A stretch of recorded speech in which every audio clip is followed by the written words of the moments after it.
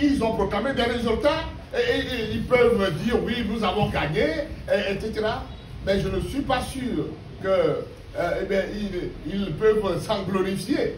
Parce que ce qui me surprend, moi, tous ceux qui font ça, c'est des pères de famille. Ils ont des enfants. Mais je me demande ce qu'ils disent à leurs enfants à la maison. Je ne sais pas quelle éducation ils donnent à leurs enfants à la maison. Parce que pour une volonté de gagner, s'ils sont prêts à tout faire, j'avoue que ça, là, ça devient compliqué. Ça devient compliqué. Et c'est pour ça que nous disons, au regard des analyses, nous avons cité toute une litanie de fraudes.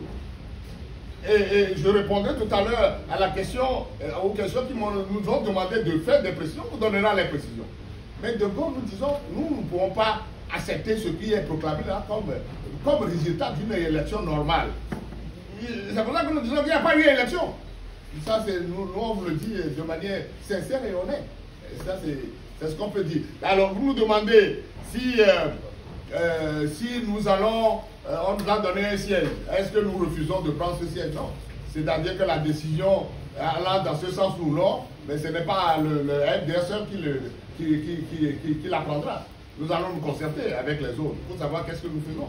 Donc cette décision-là, ça va être une décision de toute l'opposition, dans son ensemble, pour savoir qu'est-ce que nous faisons de ce qu'ils nous ont attribué comme résultat. Voilà, c'est ce que je peux vous dire en attendant. Voilà. Est-ce que nous allons faire des recours? Ça, c'est revenu dans plusieurs questions. D'autres questions aussi, nous allons faire des recours. C'est-à-dire que ces gens-là, ils ont fait le choix d'humilier. Ils ont fait le choix d'humilier.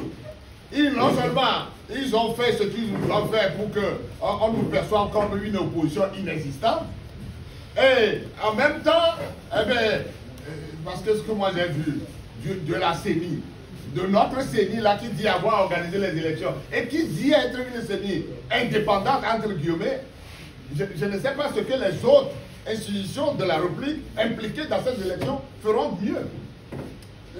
On se pose la question. C'est vrai, nous-mêmes on est en train de s'interroger, est-ce qu'on doit faire des recours? Oui, le recours peut-être qui est le plus normal à faire, c'est l'absence de logo sur la liste des élections. Et ça aussi une question, quelqu'un me l'a demandé. Mais lorsque nous avons constaté au moment de la pré-campagne que les spécimens de bulletins qu'on nous a distribués, notre logo ne figure pas sur les listes des régionales dans la veille, nous avons fait des démarches au niveau de la CENI. Les candidats eux-mêmes sont allés plusieurs fois à la CENI. Il n'y a pas de résultat. Mais le parti a pris la peine de saisir la Cour constitutionnelle, la Chambre administrative de la Cour suprême, pardon. Mais jusqu'à la fin, jusqu'au moment où jusqu'au jour du scrutin, mais nous n'avons reçu aucune réponse. Nous n'avons reçu aucune réponse de la Cour suprême que nous avons régulièrement saisie pour lui signaler que oui, sur les spécimens, notre logo n'y figure pas. Alors que notre liste a été validée par la même Cour suprême. Mais comment vous validez notre liste et que notre logo ne se trouve pas sur la liste définitive, sur le spécimen? Faites en sorte que si c'est une erreur, que cette erreur soit corrigée le jour du vote. Elle ne nous a pas répondu, ou la Cour ne nous a pas répondu, jusqu'au moment où on constate le jour du scrutin que notre logo n'est pas sur la liste. Alors, donc ça veut dire que nous sommes allés à ces élections-là, mais dans la circonstance de la veille, mais personne n'a voté pour nous parce que notre logo n'y est pas. Voilà, c'est ça l'ambiguïté. Alors, la même Cour constitutionnelle, de la même Cour suprême qu'on a saisie, qui ne nous a pas donné de réponse. Alors maintenant, vous la saisissez après le vote.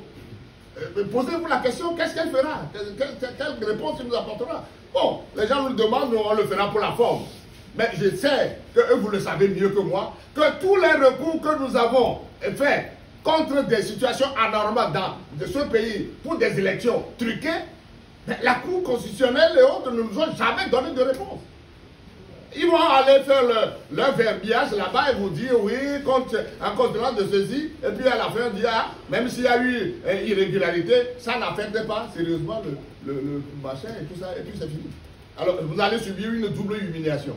Non seulement ils vous ont humilié par la fraude massive dont on vient de parler, et vous allez leur donner l'occasion de se vanter de connaître le droit, et en vous disant, oui, au terme de ceci et bon, vous n'avez pas raison. Mais ça, pour ça, nous réfléchissons, pour savoir si nous allons leur offrir encore une deuxième occasion pour nous humilier une seconde fois. Voilà, ça c'est la question. Nous n'avons pas pris de décision pour le moment sur cette question.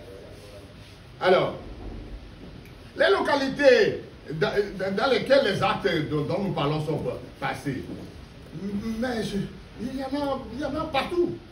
Mais les localités que je connais le mieux, je prends le Vaud, ça je connais. On a cité des villages. Je vous ai donné le village de Pédi dans le canton de Dagati. Dans ce village, nos délégués, on leur a donné des consignes d'être présents dans le bureau de vote au plus tard à 6h30. Mais à 6h30, lorsque les délégués se sont présentés, mais ils ont vu que les urnes étaient déjà remplies aux 2 tiers. Mais qui a voté? Qui a rempli les urnes? On interroge celui qui est président, enfin qui est comment vous appelez ça? Le président du bureau de vote. Il balbutie un truc et puis après on nous dit, c'est le chef qui est venu pour dire, mais comme les gens vont aller au champ, on leur a donné l'occasion de voter avant d'aller au champ. Et qui est là? Alors qu'au moment où on est allé, on n'a vu personne. Si au moins les gens avaient rempli, dans le bureau de vote, il y avait eu un fil de gens qui voulaient voter, on peut comprendre, oui, peut-être qu'ils sont venus plus tôt. Mais il n'y avait personne, mais les urnes étaient déjà aux 2 tiers remplis. Alors, on a dû se bagarrer là-bas. On a envoyé notre maire, Mino Blanc, au front, et c'est lui qui a réussi. Par des méthodes que lui seul, dont lui seul a le secret, a bloqué le vote. Vous avez vu des vidéos qui ont circulé. Donc, on a ramassé, il a réussi à faire ramasser ces bulletins-là, et qu'on a empaquetés dans des trucs qu'ils ont apportés. On a dit de les détruire. Ils ont dit non. Alors, qu'est-ce qu'on va en faire? Ils disent on va l'emporter et après on fera un rapport. Mais au moment du dépouillement, on ne sait pas, on ne connaît plus le sort de ces bulletins. On ne connaît plus le sort de ces bulletins. Dans d'autres endroits, à Djorogu, à Mamissi, j'ai appelé moi-même le président de la CELI. Il dit qu'il va se rendre sur les lieux. Et il s'est déplacé pour aller là-bas à Djorogu et autres. Mais les gens ont dit, mais lorsqu'il est venu, il a constaté que les gens ont rempli les urnes avant son arrivée. Il a regardé, il dit oui, il demande au président du bureau de vote là, de faire le constat et de continuer à voter. Et après, on fera un rapport. En mettant dedans, sur ce qui est illégal, bizarre là, on dit, mais on a rempli, mais continuez à voter et après, le reste, on verra. C'est quoi cette affaire? C'est quoi cette affaire? C'est ça que vous appelez des élections? C'est ça que vous appelez des élections? Moi, je ne sais pas quelle meilleure preuve on peut vous apporter. Il y en a partout et tout le monde sait. Et la dame de Bé, Premier ministre de chez moi, mais ce que cette dame-là a fait, c'est ignominieux. Elle a distribué, je ne sais pas combien d'argent elle a mis dans ces élections. Elle en a tellement distribué. Elle a mis des milliards. C'est-à-dire le mot d'ordre de ce pouvoir, c'est de mettre autant d'argent pourvu que, bon, on puisse avoir des résultats. Mais lorsque vous allez dans une localité pour aller faire campagne, même si elle est passée hier, elle a rencontré les populations à qui elle promet de l'argent, elle distribue de l'argent pour dire qu'elle fait des prêts, elle a distribué 30 000 à tout le monde, on a rassemblé les enseignants, on leur a distribué de l'argent, et on a rassemblé. Mais chaque fin du mois, elle rassemble les chefs traditionnels. Tous les chefs de ce mois, il les rassemble chez elle là, dans son village là-bas à Badoubé. On leur distribue de l'argent permanemment. Alors, donc si vous venez dans une localité, même si elle est passée déjà par là en distribuant de l'argent, dès que vous allez pour faire campagne, le lendemain elle revient. Et elle est revenue autant de fois. Lorsque vous passez, elle revient. Non mais, c'est pittoresque. Je suis, pour soutenir la campagne, je ne suis pas candidat dans Vaud. Je suis candidat à Lomé. Mais j'ai aidé l'équipe, les candidats de Vaud j'ai fait au moins 2 jours dans le Vaud. On a fait une première... on a clôturé, enfin les 2 premiers jours, on a clôturé la campagne à Vaughan. Elle n'avait pas prévu de meeting à Vaughan, puisqu'elle avait déjà fait de meeting à Vaughan 2 jours plus tôt. Mais dès qu'elle a appris notre calendrier, elle a su que moi je viens à Vaughan pour faire meeting. Le soir là même, l'après-midi, elle a programmé, elle aussi, un autre meeting à côté, devant la devanture du chef canton. Mais c'est-à-dire que la démonstration, il n'y a pas match. On a vu que, compte tenu des gens qui sont sortis pour venir à notre meeting par rapport à ceux qui l'ont, malgré le fait qu'elle a distribué, elle a fait transporter les gens des villages, mais elle a compris que non, il y a quelque chose qui ne va pas. J'ai même appris par des indiscrétions, elle a dit, mais à ceux qui l'entourent, que vous êtes en train de nous mentir. La dernière chose que je dis concernant le Vaud, on devait faire une réunion, un meeting à Badoubé, le premier jour, mais à cause de la pluie, on l'a reporté. Mais, donc, c'est finalement le 3e jour qu'on est retourné à Badoubé. Mais quand vous allez à Badoubé le jour-là, c'est-à-dire que les gens sont sortis pour écouter notre message, mais pour nous perturber, de manière semblable à ce qu'ils ont fait à l'ANC, ils ont organisé des hordes de voyous. Parce que l'endroit où on faisait le meeting, c'est en bordure de route. Mais ils ont organisé des étudiants, des gens qui ils passent et repassent avec des vuvuzelas et avec des machins. Ils sifflent, ils crient. Mais la chance que nous avons, contrairement à l'ANC, c'est qu'il y avait du monde chez nous. Et c'est des gens déterminés. Ils faisaient tellement du bruit avec leur cap d'âme et tout ça, qu'à la fin de compte, ils sont devenus inaudibles. Et ils ont disparu. Et finalement, elle a organisé elle-même une sorte de caravane. Je crois qu'il y a il paraît que c'était la CNDH qui est venue et qui assistait à l'événement et qui dit, mais ce qui se passe là, c'est anormal. Il paraîtrait que c'est eux qui ont appelé les forces de sécurité. Et au moment où elle a organisé sa caravane avec des voitures rutilantes, je ne sais pas combien de minutes, c'est costaud comme démonstration, avec des émigrants un peu partout. Mais ces gens-là, au moins, moi je leur rends hommage pour avoir fait ça au moins. Et au moment où leur caravane arrivait à notre niveau, les forces de sécurité ont posé un barrage. Ils ont dit, mais vous ne passez pas devant ceux qui font meeting là-bas. Et on les a détournés.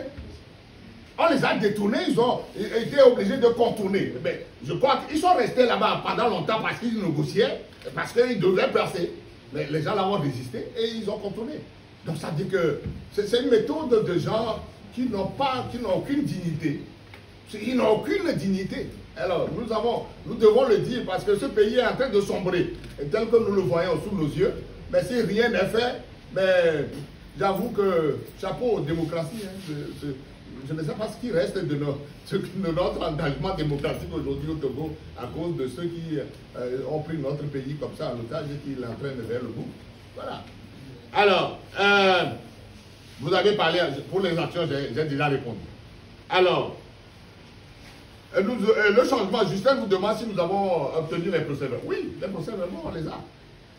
Les procès-verbaux, nous avons mis des délégués dans le bureau de vote. Mais là où on pouvait les avoir, parce que ça aussi, c'est un problème. Les procès-verbaux, on a des délégués dans les bureaux de vote. À la fin du dépouillement, mais nous avons droit quand même à recevoir des procès-verbaux. Mais ces procès-verbaux ont été, dans plus de cas, ont été refusés à nos délégués. Et ils disent non, ils ne sont pas membres du bureau de vote. Ils ne sont que délégués. Mais certains même, s'ils veulent protester, on l'a dit dans notre déclaration liminaire, on les renvoie. Voilà la situation. Mais à Lomé, où c'est possible, nous avons réussi à avoir les résultats, en tout cas, des bureaux de vote. Voilà. Bien. Accès à la salle. Ça, c'est... Il y a cette situation de refus à l'accès à la salle, il y en a eu partout. Je cite toujours l'exemple de Vaud, mais dans le Zior, mais nos délégués nous ont appelés, mais nous avons nos mandats. Un mandat régulier signé par un président de CELI, on montre le mandat. On dit non, restez là-bas d'abord, on va voir. Mais les gens qui sont téméraires, on leur donne le courage de foncer. Vous êtes des délégués, allez faire ce que vous pouvez, mais n'acceptez pas qu'on vous traite de cette manière. Bon, ceux qui ont été les plus courageux, ils ont forcé, mais ces gens-là, comme il y a une solidarité qui régnait entre eux, ils le font, ils s'entendent entre eux. Mais nous avons réussi, là où c'était difficile, nous avons quand même forcé la situation. Même à Lomé, c'est dans le golfe, vers, je ne sais pas, 4 ou... c'est golfe 4. C'est le golfe 4. La situation s'est passée. On a refusé l'accès au délégué et il a dû s'activer lui-même pour aller les faire rentrer dans la salle voilà, la salle de vote. Donc, cette situation-là, on l'a connue un peu partout, surtout vers le septentrion, je ne peux pas le dire. Oui? Non, non. Appelé chez la présidente de l'Assemblée, c'est grave. Ok, j'ai demandé la parole au président pour donner quelques cas, pour répondre aux questions. Moi, j'étais candidat dans le Sud. D'abord, pendant la campagne, en pleine campagne dans un village, le CB court vers moi pour dire, mais en s'alarmant, que c'est le commandant de la Foselle qui est au téléphone. Mais j'ai dit, c'est quoi? Mais on dit que vous êtes infiltré. Hein? Mais que nous sommes infiltrés par qui? Mais tu connais la période, mais dites que nous donnez la liste de tous les membres de votre délégation, tous leurs contacts. Mais je protège, mais personne ne m'écoute. Et à partir de là, on me fait suivre avec 3 jeeps. Une jeep de gendarmes, une jeep de policiers, une jeep de militaires encagoulés. Mais quand je veux faire meeting, ça dissuade la population. Mais on a eu le courage de... Notre directeur de campagne, qui était un professeur de sciences nat au lycée, mais a eu le courage de dire au CB, mais votre sécurité, là, c'est de l'insécurité. Donc on a dû protester comme ça. Et les jours qui ont suivi, on a changé de programme. Donc ils nous cherchent partout, ils ne nous trouvent pas. Ils se sont fatigués. Même carburant. J'ai bon de cap. Je me présente dans la situation cap pour acheter. Station d'essence cap. Pour acheter carburant, on me dit que c'est fini. Je suis là-bas, quelqu'un du Nil qui est candidat vient, on lui sert. Je demande au gérant, qu'est-ce que vous faites? Il dit que mon frère, je suis sous pression. Quand on vient de m'appeler, on dit que c'est un colonel. Ça, c'est ce qu'on a vécu au nord. Par rapport aux militants, aux gens qui ont été expulsés. Mais dans le village, le canton de Kountoiré Centre, un centre qui compose 6 bureaux de vote, on a chassé tous nos délégués. On dit qu'ils n'ont pas droit à accès à la chambre. Mais moi seul, je fais comment? Le temps de courir ici, ils ont déjà fait le forfait. Je suis allé dans un village, ça s'appelle Tababou. Mon délégué là, il a déjà reçu des coups de poing. Parce que quelqu'un est assis à côté de l'isoloir. Et il dit aux femmes ce qu'ils doivent voter. Le délégué proteste, on ne dit rien. Je viens, moi-même, j'ai dit au président du bureau de vote sortir, le gars il dit qu'on ne va pas le sortir. Je vais appeler le fort de l'ordre, l'élément de fort de l'ordre qui est dehors, il dit que ce n'est pas son travail. Vers 15 h, on m'interpelle, on dit que comme les gens ne viennent pas, ils ont demandé aussi à nos délégués bon, que les bulletins récents, ils vont se partager chacun 10, ou même dans l'île. Comme ils savent qu'ils sont 5 ou même 6, comme nous on a un seul délégué, s'il commet l'erreur d'accepter, donc lui il aura 10, mais eux ils auront 60. Moi, un délégué qui ne comprenait pas a voulu dire hey, non, j'ai dit non, c'est la fraude, ne faites pas. J'appelle le président de la CELI, je lui dis mais, monsieur le président, voilà ce qu'on veut faire dans son village. Il me dit, ils sont fous. Mais, au moment, réagit maintenant, il dit que non, que c'est le secrétaire général, c'est lui qui s'occupe de là-bas, il faut l'appeler, il me donne son numéro. Je l'appelle, il dit que je vais intervenir. J'ai appelé le vice-président, j'ai appelé le président de la CELI, ils n'ont pas changé la situation devant nos délégués. En complicité avec les forces de l'ordre, les gens ont bourré les urnes. C'est ça qui est la vérité. Moi-même, vous me connaissez ma fougue, non? J'ai dit de sortir quelqu'un du bureau de vote, on ne l'a pas sorti. Moi seul. Et on dit, quand tu es délégué, tu es teigneux, on dit que non, tu es contre leur village. Parce que s'il n'y a pas beaucoup de... Ils ne votent pas beaucoup pour unir dans leur village, le village ne sera pas développé. Tout ça, on est en train de préparer le rapport. Moi, il y a déjà un rapport où je peux vous donner des détails.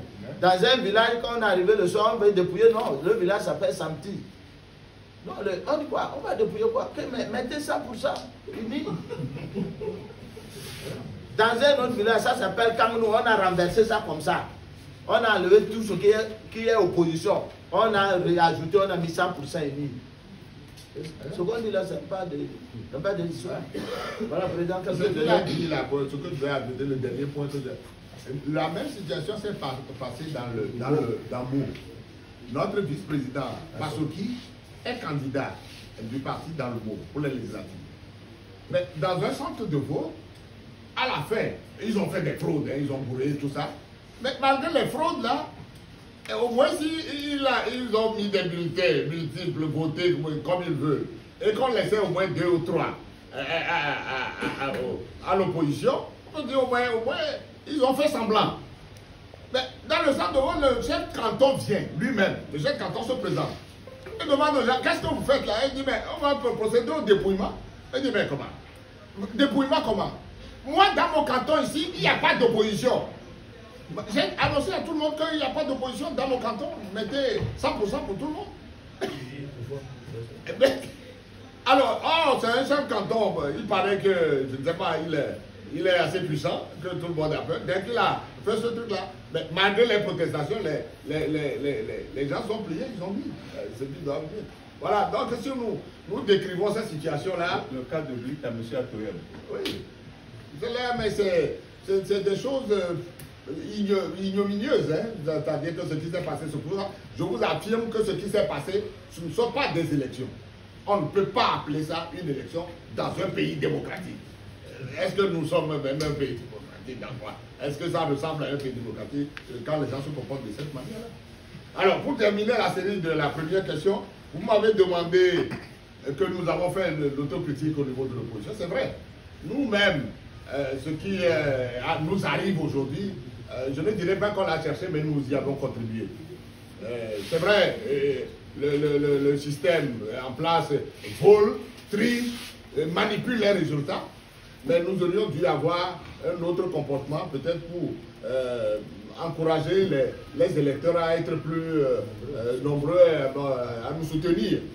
Parce que le message de la population depuis un moment, c'est que soyez unis, soyez ensemble pour qu'on puisse mieux vous aider.